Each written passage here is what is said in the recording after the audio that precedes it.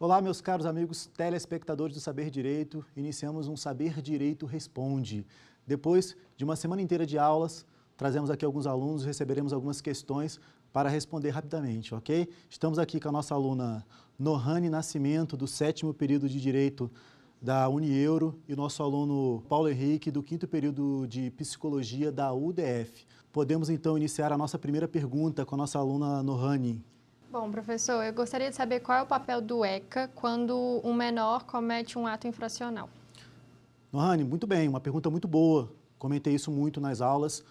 Lembrando que o ato infracional é a conduta praticada pela criança ou adolescente, aquela conduta descrita como crime ou contravenção penal. E o Estatuto, ele traz uma sanção diferenciada, ele traz uma consequência jurídica diferenciada, tanto para a criança quanto para o adolescente. O tratamento é diferenciado. Para as crianças, eu tenho a aplicação de medidas protetivas do artigo 101 do ECA.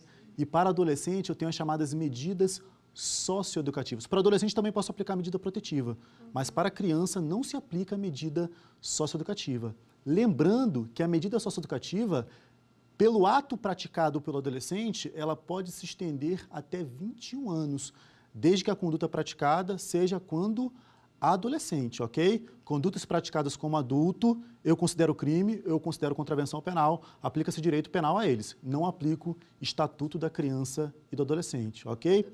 Vamos agora, então, a uma pergunta que foi encaminhada pelo WhatsApp. Meu nome é Gabriel Viegas, sou aluno do 8º período de Direito da Universidade Federal de Minas Gerais e tenho uma dúvida. A emancipação civil altera a maioridade penal? Uma pergunta muito comum trazida aqui pelo Gabriel. O que seria emancipação civil?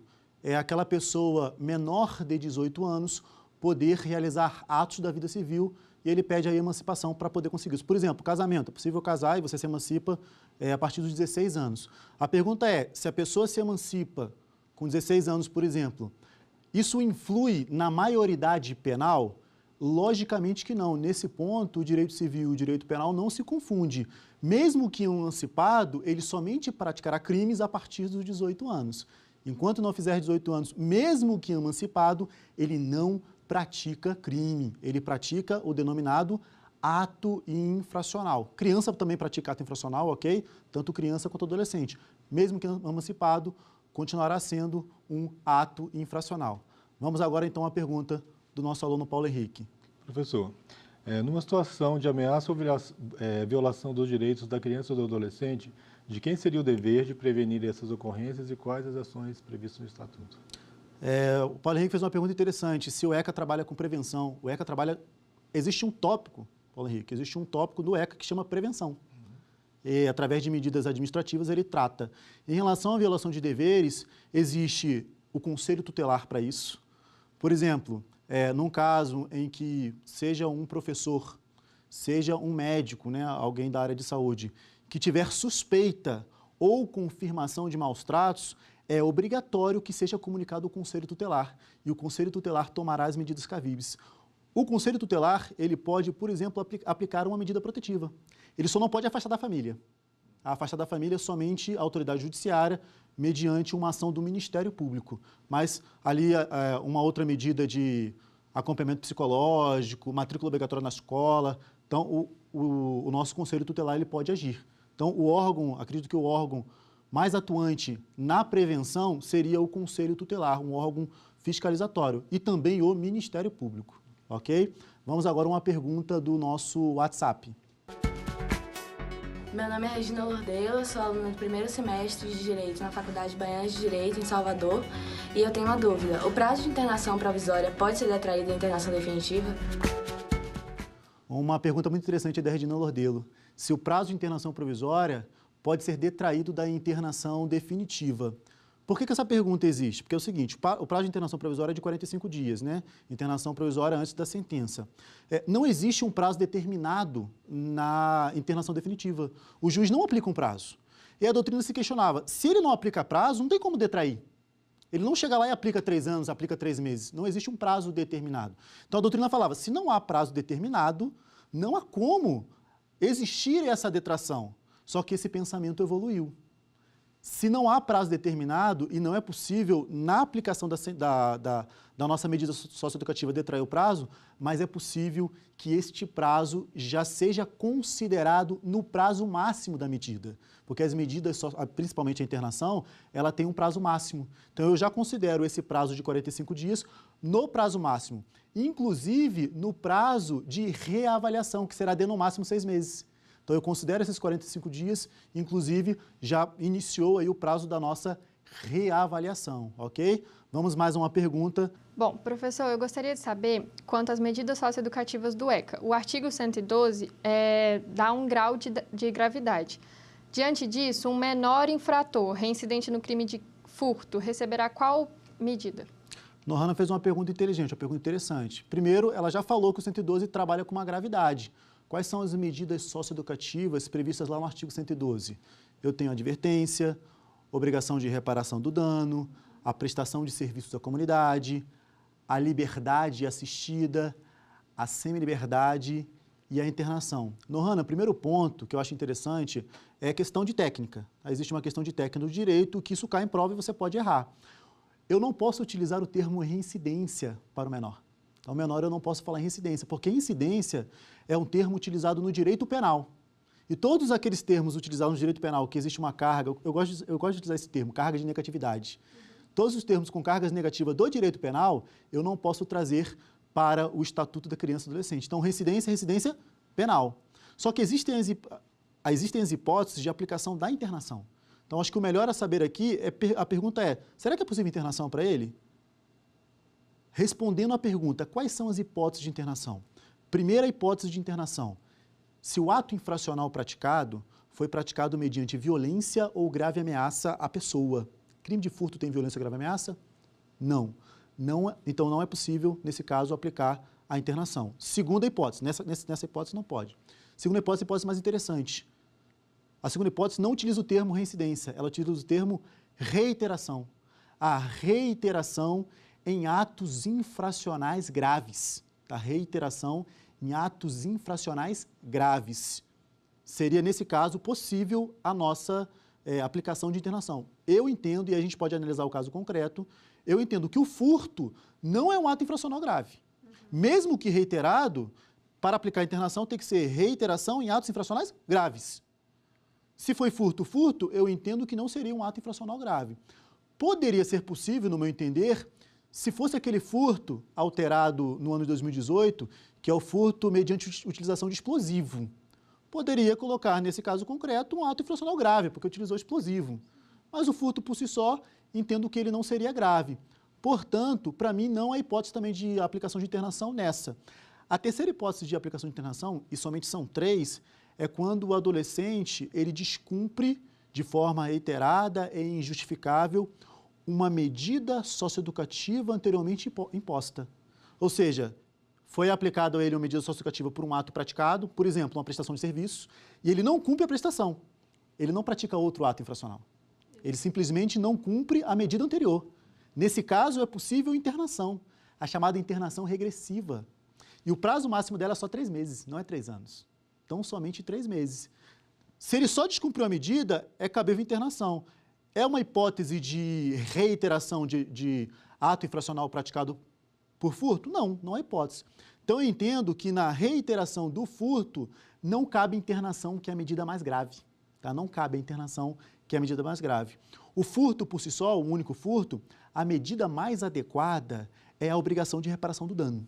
Tá? A obrigação de reparar o dano é a medida mais adequada, porque o nosso Estatuto da Criança e do Adolescente vai dizer que é possível a obrigação de reparar o dano nos casos em que o ato infracional tiver reflexos patrimoniais.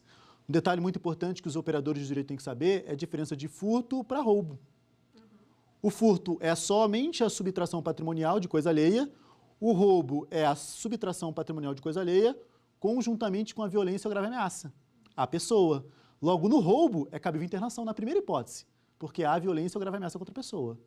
Então, eu entendo, isso aqui não existe uma fórmula concreta no ECA, mas eu entendo que se praticou um furto, cabe a obrigação de reparar o dano. Reiterou, seria possível aplicar, por exemplo, uma prestação de serviços à comunidade, que já é uma medida socioeducativa mais grave. Essa é a ideia. Existe realmente essa gravidade, mas não, essa ascensão de gravidade. Mas não é possível, mais importante, não é possível aplicar internação nesse caso, que é o que mais é cobrado, ok? Vamos então à nossa próxima pergunta pelo WhatsApp. Como se dá autorização para intercâmbio do adolescente? Gabriel fez uma pergunta interessante, a pergunta foi curta, mas ela é dotada de muita carga jurídica aí. Primeiro, o que é o intercâmbio, né? Vou falar do intercâmbio. O que é o intercâmbio? O intercâmbio é quando o adolescente ele viaja para fora do país. Então, o que o Gabriel está perguntando? Ele está perguntando se é possível a viagem para o exterior do adolescente. E lembrando que no intercâmbio o adolescente vai sozinho. Essa é a ideia do Gabriel. Não, no intercâmbio, ele vai para estudar, ele vai para praticar um curso lá fora e normalmente, salvo naquelas situações em que existe uma mãe coruja que vai junto, mas normalmente ele vai sozinho. Aí ele pergunta, conforme o ECA isso é possível? Vamos relembrar rapidamente quais são as hipóteses de autorização para viajar para o exterior. Lembrando que o ECA, lá no artigo 84, ele restringe a viagem tanto para criança quanto para adolescente. A primeira hipótese, quem assistiu minha aula vai lembrar, é a viagem perfeita. Na viagem perfeita, a criança ou adolescente, ele vai para a Disney, junto com seu pai e com a sua mãe. Logo, a primeira hipótese é a viagem para o exterior acompanhada de ambos os pais. O ECA é claro ao dizer acompanhada de ambos os pais. Uma hipótese. Isso é hipótese de intercâmbio? Não, está indo viajado acompanhado de ambos os pais. A segunda hipótese, já é um pouco imperfeita, é quando ela vai acompanhada somente de um dos pais. Só que o outro tem que autorizar, mediante firma reconhecida. Tem que ter a firma reconhecida nessa hipótese. Se não houver a firma reconhecida, e um pai, por exemplo, viajar com um filho sem firma reconhecida, é crime do Estatuto da Criança e Adolescente, nosso artigo 239. A terceira hipótese é quando o pai ou a mãe não autoriza que o outro leve. Nesse caso, essa não autorização, ela pode ser suprida pela autoridade judiciária. Eu entendo que numa hipótese de intercâmbio, conforme o ECA, que ele não vai acompanhado, é possível mediante autorização judicial. Tá? Mediante autorização judicial, é possível que ele viaje para o exterior. Só que existe uma quarta hipótese que não está prevista no ECA, interessante, eu acho que através dos casos práticos, a gente tem que evoluir. Essa hipótese está prevista na Resolução 131 de 2016 do CNJ, que diz o seguinte, que é possível a viagem para o exterior desacompanhado de ambos os pais, desde que autorizado pelos dois. Tem lógica, né? Os dois não vão, mas autorizam. É porque ou eles viajam ou eles autorizam. Então, desde que exista autorização dos dois, mediante firma reconhecida. Eu entendo que é a hipótese perfeita de intercâmbio. Os pais, os dois, autorizando mediante firma reconhecida para que o adolescente viaje para o intercâmbio. Ok? Com isso, terminamos essa primeira parte, espero você na segunda parte para continuarmos as perguntas e respostas.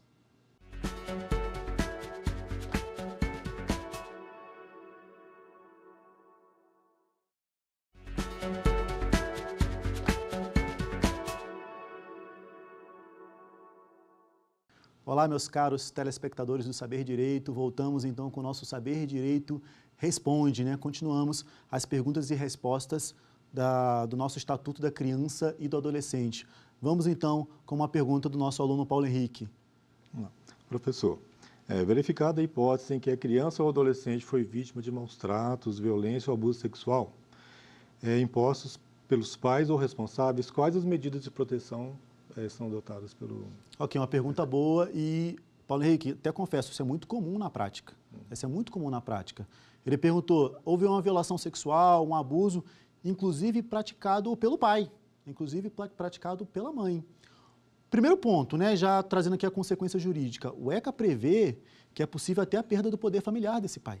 Tá? Só que a ação de perda do poder familiar, ela é uma ação que deve ser proposta pelo Ministério Público. Então, o Ministério Público ou um interessado, pode ser algum interessado também, por exemplo, uma avó, um tio, ele pode propor ação de perda do poder familiar. Mas como eu disse já para a Nohana, acontece o seguinte, o órgão responsável por essa prevenção, que está mais próximo, é o Conselho Tutelar.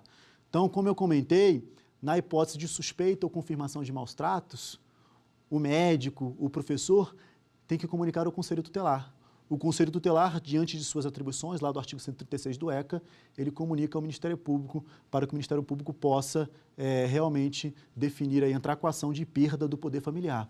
Lembrando que a hipótese de perda do poder familiar somente no caso de crime praticado, né, daquele que tem o poder familiar, do pai contra o filho, tá? Do pai contra o filho, e tem que ser crime apenado com reclusão, pena privativa de liberdade, reclusão e crime doloso. Tá? Tem que ser pena privativa de liberdade de reclusão e crime doloso. Por incrível que pareça, o nosso artigo 136 do Código Penal prevê o crime de maus tratos. Aí você pensa, não, caso de maus tratos é caso de quê? É caso de perda do poder familiar, né? Se o pai pratica maus tratos contra o filho. Não é. Porque o crime de maus tratos, ele prevê pena com detenção. Para quem não se recorda, reclusão é cabível regime fechado, semiaberto e aberto. Detenção somente regime semiaberto e aberto. E a própria lei que prevê quando será detenção, quando será reclusão. O 136 prevê detenção. O ECA diz que somente é possível a perda do poder familiar no crime apenado com reclusão. Para mim, uma falha. Um caso de maus tratos, principalmente grave, seria possível a perda do poder familiar. Lembrando que, se o maus tratos for numa gravidade bem maior, pode deixar de ser maus tratos e virar crime de tortura. Crime de tortura previsto na Lei 9455 de 97. E se praticado contra criança e adolescente, é aumento de pena. E o crime de tortura prevê pena de reclusão. Aí sim, possível perda do poder familiar. Ok? Tranquilo? Vamos então agora a mais uma pergunta encaminhada por nosso WhatsApp. São necessários quantos atos infracionais para se considerar a reiteração como hipótese de aplicação da internação? A Regina fala rápido, mas eu vou trazer para você o que ela disse. Eu já te falei as hipóteses de aplicação de internação. Somente é possível aplicar internação nessas hipóteses. Se lembram? Atos infracionais praticados com violência ou grave ameaça à pessoa, reiteração em infrações graves, tem que ser grave, ok? E a terceira hipótese é descumprimento reiterado e injustificável de medida anteriormente imposta. Essa terceira hipótese, ele não pratica ato infracional. Ele está cumprindo uma medida anterior de um ato leve. Está aplicando lá uma liberdade assistida, uma prestação de serviço, e ele não cumpre a medida. Aí é possível a internação regressiva, ele tem que ser ouvido antes. Por quê? Porque ele pode justificar, porque faltou, por exemplo, a prestação, ele tem que ser ouvido obrigatoriamente. E essa internação tem prazo máximo de 3 meses. É chamada internação regressiva ou internação sanção. Lembrando da segunda hipótese, que é possível a aplicação de internação por, não é reincidência, é reiteração de atos infracionais graves, tá? Reiteração de atos infracionais graves. Por muito tempo, o Superior Tribunal de Justiça ele teve o seguinte raciocínio. A reincidência penal são a prática de 2 crimes. Lembrando que reincidência não precisa ser o mesmo crime, tá? É qualquer crime, reincidência penal. Se for o mesmo crime, reincidência específica. Se crimes diferentes, reincidência é genérica. Isso é importante lá no direito penal, inclusive para o livramento condicional de crimes hediondos. Se for reincidente específico e crime hediondo, não cabe livramento, ok? Então, lembrando aqui das hipóteses de aplicação da internação. Ato infracional praticado mediante violência ou grave ameaça à pessoa.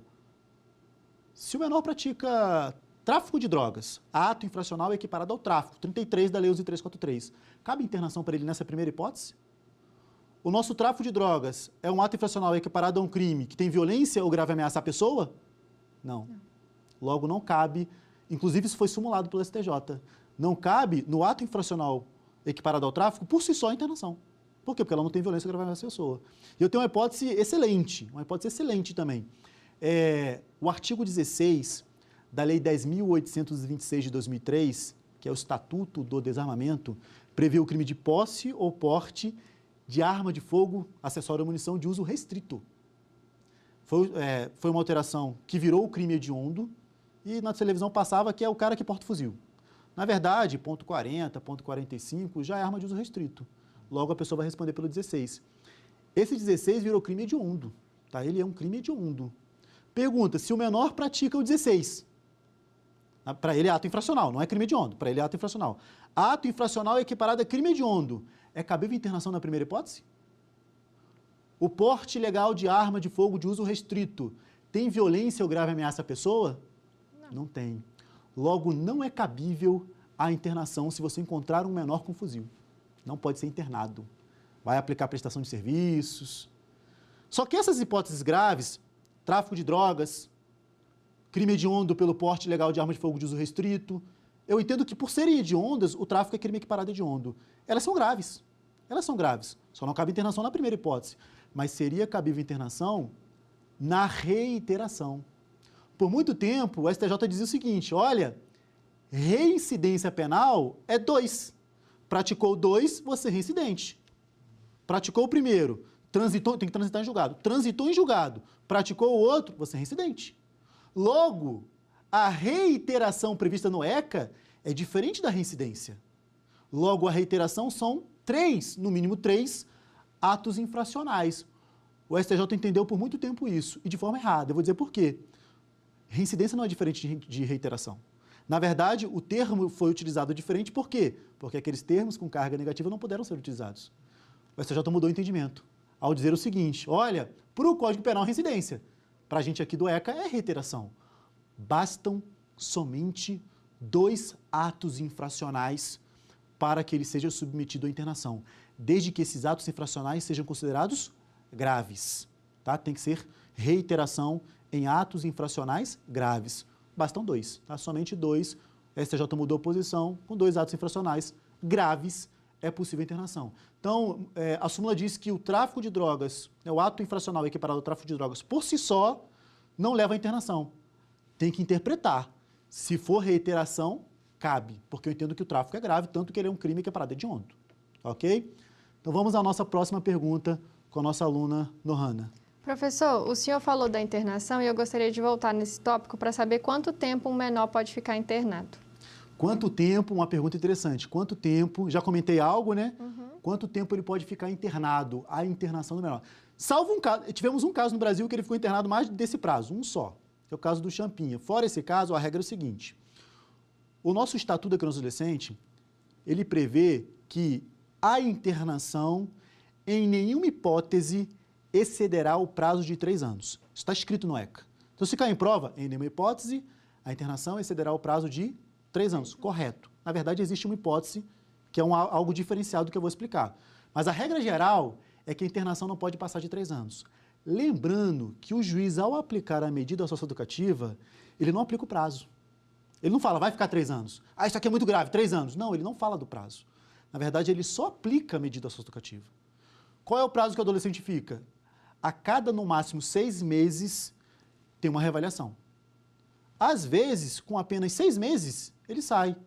Porque você olha o bom comportamento, você olha o caso prático depois da prática da conduta. Você olha lá ele internado, e não o ato. O ato já foi sancionado, que foi a internação. Então, às vezes, o adolescente pratica um ato extremamente grave, que cabe internação, ele sai na primeira reavaliação.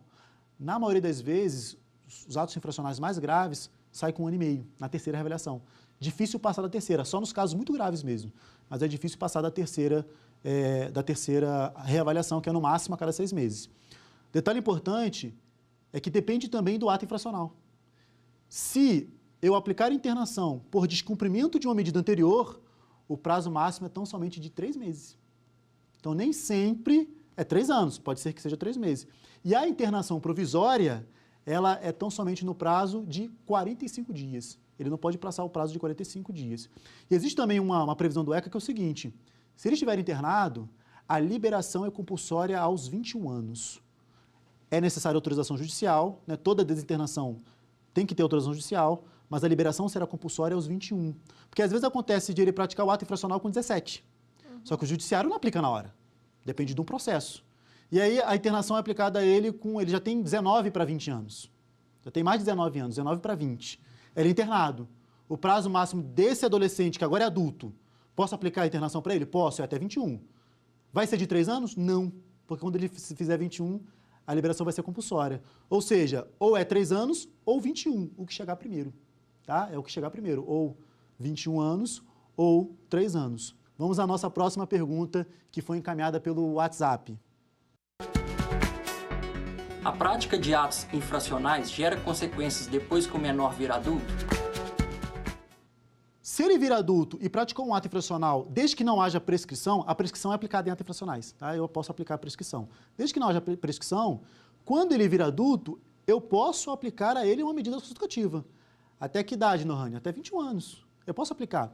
E conforme a súmula 605 do STJ, não somente internação, eu posso aplicar qualquer medida. A súmula, ela cita a liberdade assistida, porque o ECA só prevê internação e semi-liberdade. Aí a súmula cita uma medida de bem aberto. Na verdade, eu posso aplicar, conforme a STJ, qualquer medida depois dos 18 anos. Posso aplicar, ok? Desde que ele tenha praticado ato infracional. Ou seja, a conduta foi praticada quando adolescente. É meio que um pacto. É meio que o ECA falasse assim, olha, 21 zerou. Tá, 21 zerou. No entanto, tem uma novidade. O STJ, em alguns casos concretos, tem utilizado a prática de atos infracionais para outros casos, para fundamentar outros casos. Prisão preventiva. Essa foi uma decisão bem polêmica.